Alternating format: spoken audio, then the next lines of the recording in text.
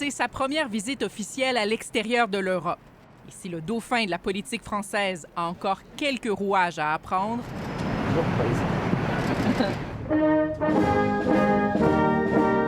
Gabriel Attal, du haut de ses 35 ans, veut projeter une image de confiance et d'assurance. C'est un accord gagnant-gagnant et on le voit aujourd'hui, les chiffres ne mentent pas. Entre autres, sur l'accord de libre-échange entre le Canada et l'Union européenne. Le Sénat n'a pas adopté. Le Sénat français l'a rejeté il y a 3 semaines, repartant à zéro le processus officiel d'approbation. Il y a beaucoup d'engagement entre le Canada et la France. Entre-temps, le traité s'applique de façon provisoire. J'ai confiance en se donnant un peu de temps pour montrer à chacune et à chacun les bénéfices de cet accord. J'ai confiance pour l'avenir. À côté de lui, Justin Trudeau semble aussi confiant que les Français y verront des avantages. Si un pays ne peut pas ou ne veut pas avoir du libre-échange avec un pays progressiste, ouvert et responsable comme le Canada, avec quel pays voudriez-vous faire un accord de libre-échange? Depuis la signature de l'accord en 2017, les exportations ont augmenté d'environ 35 % entre les deux pays. Il y a beaucoup d'incompréhension sur qu'est-ce que fait l'accord. L'AECG est